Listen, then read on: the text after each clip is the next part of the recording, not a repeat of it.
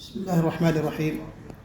الحمد لله رب العالمين، والصلاة والسلام على أشرف الأنبياء والمرسلين وعلى آله وصحبه أجمعين وعلى من اتبعهم بإحسان إلى يوم الدين. أما بعد، فأعوذ بالله من الشيطان الرجيم. بسم الله الرحمن الرحيم. شهر رمضان الذي أنزل فيه القرآن. محترم بزرگوں، دوستوں اور بھائیوں، اللہ تبارک و تعالیٰ کا بے پایا فضل و احسان ہے کہ اس نے ہمیں نماز عصر با جماعت ادا کرنے کی توفیق نصیب فرمائی۔ اللہ رب العزت سے دعا ہے کہ وہ ہماری نماز کو اور دیگر عبادتوں کو قبول فرمائے۔ ہم جن مبارک ایام میں اپنے شب و روز گزار رہے ہیں، جن قیمتی لمحات میں اپنے اوقات کو ہم گزار رہے ہیں، وہ بڑے قیمتی ایام ہیں۔ یہ وہ ایام ہیں، رمضان کا یہ وہ مہینہ ہے جو دیگر تمام مہینوں سے افضل ہے۔ اس مہینے کو دیگر تمام مہینوں سے افضل قرار دیا گیا ہے۔ جو مقام اس مہینے کو حاصل ہے وہ کس وجہ سے؟ کیونکہ اس مہینے میں رمضان کا قرآن پاک کا نزول ہوا۔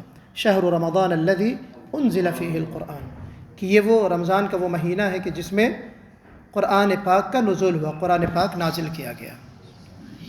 قرآن پاک کیا ہے؟ یہ قرآن کلام رب العالمین ہے، اللہ تبارک و تعالیٰ کا پاک کلام ہے، حبل اللہ المتین ہے، اللہ کی مضبوط رسی ہے، الہادی الی الصراط المستقیم ہے، کہ ہدایت کا سرچشمہ ہے۔ یہ کتاب ہدایت ہے، کتاب انقلاب ہے، زندگی کو چینج کر دینے والی کتاب ہے، انقلاب پیدا کر دینے والی کتاب ہے، انسانی زندگی میں بھی، انفرادی زندگی میں بھی اور اجتماعی زندگی میں بھی۔ یہ بڑی عظیم کتاب ہے۔ اس کی عظمت کا آپ اندازہ اس انداز سے لگائیے کہ اس کتاب کو جس فرشتے کے ذریعے سے نازل کیا گیا وہ فرشتہ افضل الملائکہ کہلایا۔ حضرت جبرائیل علیہ السلام افضل الملائکہ ہیں۔ جس نبی کے قلب اطہر پر اس قرآن کا نزول ہوا وہ کیا ہوا بھائی؟ افضل الانبیاء، تمام نبیوں سے افضل۔ اور جس مہینے میں قرآن پاک نازل ہوا وہ مہینہ افضل الشہور، سب سے بہتر مہینہ۔ اور جن لوگوں میں قرآن پاک نازل ہوا، جس امت میں نازل ہوا، وہ امت خیر امت کہلائی۔ اخرجت للناس، کنتم خیر امت اخرجت للناس، کہ تم بہترین امت ہو۔ تو قرآن کو لانے والے فرشتے افضل الملائکہ، قرآن جن کے اوپر نازل ہو رہا ہے وہ افضل الانبیاء، قرآن پاک جس مہینے میں نازل ہو رہا ہے وہ افضل الشہور، قرآن پاک جن لوگوں میں نازل ہو رہا ہے جس امت میں وہ خیر امت۔ اور جس رات نازل ہوا، جس رات نازل ہوا یہ قرآن پاک، وہ کیا ہوئی؟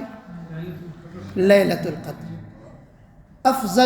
سب سے افضل رات، جو 1000 مہینوں سے زیادہ افضل رات۔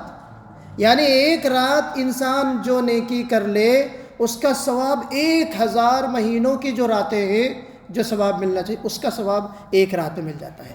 انا انزلناہ فی لیلۃ القدر وما ادراک ما لیلۃ القدر لیلۃ القدر خیر من الف شہر۔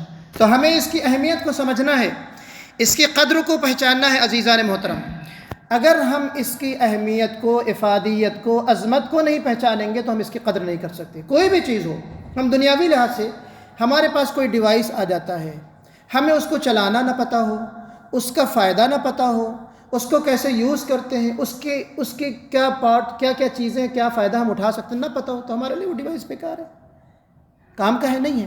قرآن پاک کی عظمت کو سمجھنا ہے کہ اس نے زندگیوں کو تبدیل کیا۔ قرآن پاک پر چلنے والے لوگ دنیا کو انہوں نے مسخر کیا، دنیا میں اللہ نے ان کو اقتدار عطا کیا، اللہ نے ان کو عزت بخشی۔ تو اس پیغام قرآن کی عظمت کو ہمیں سمجھنا چاہیے۔ اور قرآن کی جو افادیت ہے، قرآن خود کہتا ہے، اللہ تبارک و تعالیٰ ارشاد فرماتے ہیں کہ اگر اس قرآن کو کسی سخت پہاڑ کے اوپر ہم نازل کرتے تو وہ بھی اللہ کی خشیت سے، اس قرآن کی عظمت سے پاش پاش ہو جاتا، چور چور ہو جاتا۔ لو انزلنا هذا القرآن على جبل لرأيته خاشعا متصدعا من خشیت اللہ۔ اللہ تعالیٰ فرماتے ہیں کہ اگر ہم نے اس قرآن کو کسی پہاڑ پر نازل کیا ہوتا تو تم دیکھتے کہ وہ چور چور ہو جاتا، اللہ کی خشیت سے، قرآن کی عظمت سے۔ یہ قرآن جو آیت ہے یہ کس کے لیے نازل ہو رہی ہے؟ یہ دراصل منافقین کے لیے نازل ہو رہی ہے کہ قرآن اترتا ہوا نازل ہوتا ہوا دیکھتے ہیں اور اس کے اوپر ایمان نہیں لاتے، ان کا دل نرم نہیں ہوتا۔ لیکن کیا یہ صرف منافقین کے لیے ہے؟ اگر ہم قرآن پاک کو پڑھ رہے ہیں اور ہمارا دل نرم نہیں ہو رہا ہے، ہمارا دل پگھل نہیں رہا ہے، ہمارے دل میں یہ احساس نہیں پیدا ہو رہا ہے کہ یہ جو ہم تلاوت کر رہے ہیں یا اللہ اس میں ہمارے لیے کیا پیغام ہے، اللہ تعالیٰ نے ہمارے لیے کیا احکامات رکھے، اگر ہمارا دل نہیں پگھل رہا، اگر ہمارا دل نرم نہیں ہو رہا، تو ہم میں اور ان منافقین میں کیا فرق رہ گیا؟ وَتِلْكَ الْأَمْثَالُ نَضْرِبُهَا لِلنَّاسِ لَعَلَّهُمْ يَتَفَكَّرُونَ۔ اللہ تعالیٰ فرماتے ہیں کہ یہ جو مثالیں ہیں، یہ جو مادی چیزوں کے ذریعے سے حقیقی معنوی جو چیزیں ہیں اس کی ہم مثالیں کیوں دیتے ہیں؟ تاکہ لعلہم یتفکرون، لوگ غور و فکر کریں۔ یہ جو پہاڑ کے اوپر نازل کرنے میں تو ایک مثال ہے کہ اگر پہاڑ کے اوپر، پہاڑ جیسا ثابت سالڈ اور بلند بالا جیسی شے اس کے اوپر قرآن نازل ہوتا تو وہ چور چور ہو جاتا اللہ کی خشیت سے۔ اور ہمارا اور آپ کا دل اگر نرم نہیں ہو رہا، قرآنی آیتوں سے پگھل نہیں رہا ہے، ہمارے اندر رکت طاری نہیں ہو رہی، قرآن پاک کو پڑھتے وقت کبھی ہمارے آنکھوں سے آنسو نہیں جاری ہو رہے، تو ہم اس پہاڑ سے بھی زیادہ سخت ہیں، پتھر سے بھی زیادہ سخت ہیں۔ تو لعلہم یتفکرون، قرآن کہتا ہے کہ ان مثالوں کو ہم، اللہ تعالیٰ کہتے ہیں اس لیے بیان کرتے ہیں تاکہ غور و فکر کرو۔ کیا غور و فکر کرو؟ کہ آیا ہمارا دل بھی قرآن پاک کو پڑھنے سے نرم ہوتا ہے؟ قرآنی آیات کو تلاوت کرتے وقت ہمارا دل پگھلتا ہے یا نہیں؟ سورہ بقرہ میں ایک اور جگہ یہود کے متعلق فرمایا کہ ثم قست قلوبکم من بعد ذلك فہی کالحجارۃ او اشد قسوہ، کہ یہ یہود تو ایسے ہیں کہ قرآن پاک کے نازل ہونے کے بعد ایسا لگتا ہے ان کے دل سخت ہو گئے، پتھر ہو گئے۔ اور قرآن خود کہتا ہے کہ بلکہ پتھر نہیں، پتھر سے بھی زیادہ سخت ان کے دل ہو گئے۔ کیوں؟ قرآن کہتا ہے وَإِنَّ مِنَ الْحِجَارَةِ لَمَا يَتَفَجَّرُ مِنْهُ الْأَنْهَارُ، کہ پتھر اور یہ پہاڑ تو ایسے ہیں کہ جس سے نہریں جاری ہو جاتی ہیں۔ وَإِنَّ مِنْهَا لَمَا يَشَّقَّقُ فَيَخْرُجُ مِنْهُ الْمَاءُ، اور پتھر اور یہ پہاڑ تو ایسے ہیں کہ جس سے پھٹ کر پانی نکلتا ہے۔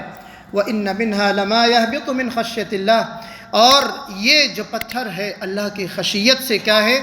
گرے پڑتے ہیں، لرز جاتے ہیں، لیکن انسان کا دل کیا ہے؟ وہ نہیں لرزتا۔ یہ یہود کے لیے آیا ہے، لیکن ہمارا دل بھی اگر نہیں لرزتا ہے، نہیں پگھلتا ہے، تو ہمیں بھی غور کرنے کی ضرورت ہے۔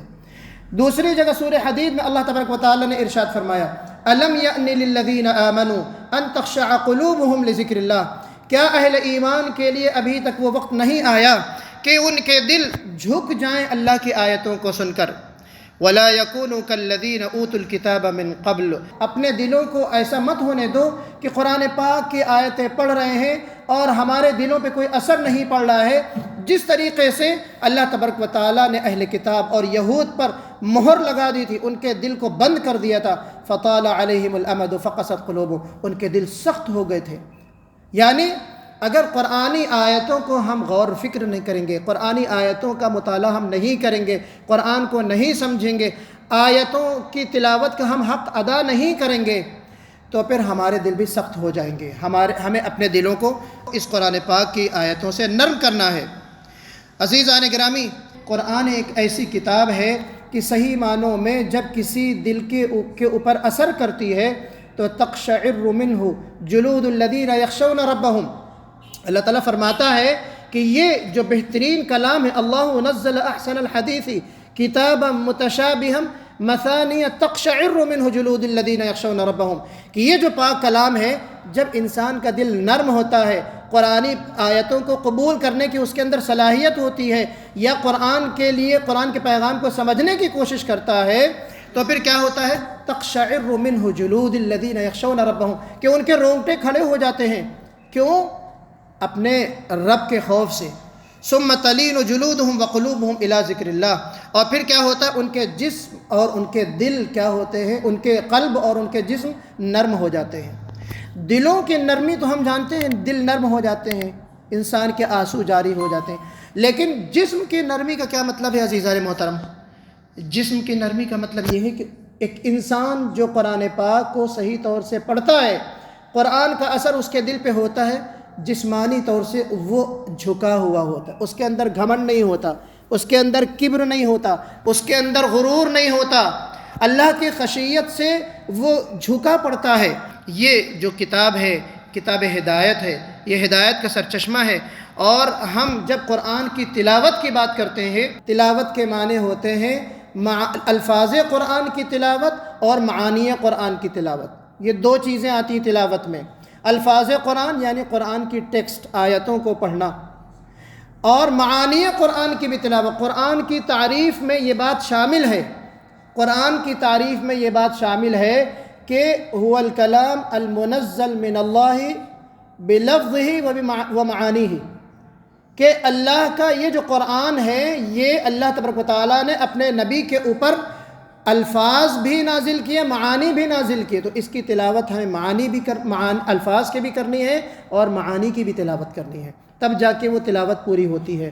یہ قرآن کا مہینہ ہے جیسا کہ میں نے آپ سے عرض کیا، اور اسی لیے اللہ کے رسول صلی اللہ علیہ وسلم کے پاس جب حضرت جبرائیل علیہ السلام آتے اور قرآن پاک پڑھ کر سناتے، اور آپ صلی اللہ علیہ وسلم کو بھی نبی کریم صلی اللہ علیہ وسلم بھی پڑھ کر سناتے، قرآن کا مدارسہ ہوتے، ایک دوسرے کو سناتے، تو اللہ کے رسول صلی اللہ علیہ وسلم کے لیے آتا ہے اجود من الریح المرسلہ، کہ وہ قرآن پاک نیکی کے کاموں میں، قرآن کو سمجھنے میں، دوسروں تک پہنچانے میں، دین کے کاموں میں کیا ہے، باد تن سے بھی زیادہ تیز ہو جاتے، تیز ہوا سے بھی زیادہ ان کا معاملہ ہو جاتا۔ تو ہمیں بھی اس کا خیال کرنا ہے، اور قرآن پاک کو ہمیں سمجھ کر بھی پڑھنا ہے، تلاوت کو ہم پڑھیں، درست پڑھیں، اس میں کوئی دو رائے نہیں، اس میں بہت ثواب ہے۔ اللہ کے رسول صلی اللہ علیہ وسلم نے فرمایا کہ ہر حرف پر ایک نیکی ہے، اور اللہ کے رسول نے باقاعدہ وضاحت کی کہ الف لام میم یہ کوئی حرف نہیں ہے بلکہ یہ 3 حرف ہیں، الف لام میم، اور ہر حرف پہ 10 نیکی، مطلب الف لام میم کہنے پہ 30 نیکی۔ آپ غور کیجئے کہ اگر ہمیں ایک صفحہ پڑھتے ہیں تو ہم کو اس کا کتنا ثواب ملتا ہے۔ بے شک تلاوت کا ثواب الگ ہے، لیکن ہم ہمیشہ تلاوت کرتے رہیں، قرآن پہ ہم غور نہ کریں، اس کو ترجمے کے ساتھ نہ پڑھیں، اس پر غور و فکر نہ کریں، تو قرآن کہتا ہے افلا یتدبرون القرآن ام علی قلوب اقفالها، کہ کیا تم قرآن پاک کو غور و فکر کر کے نہیں پڑھتے، تم قرآن پر تدبر نہیں کرتے، اس کو غور نہیں کرتے، اس کی تفسیر نہیں پڑھتے، یا تمہارے دلوں پر تالے پڑے ہوئے ہیں۔ تو کیا مطلب ہوا کہ اگر ہم قرآن پاک پر غور نہیں کریں گے، اس کی آیتوں کو سمجھنے کی کوشش نہیں کریں گے، تو گویا اللہ تبارک و تعالی ہمارے دلوں کے اوپر بھی تالا ڈال دے گا۔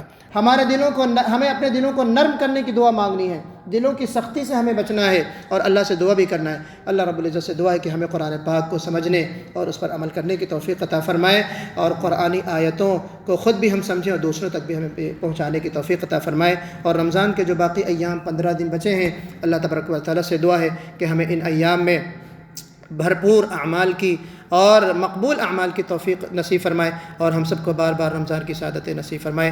اقول قولی ھذا واستغفر اللہ لی ولکم اجمعین واستغفروہ انہ هو الغفور الرحیم، وآخر دعوانا ان الحمد للہ رب العالمین۔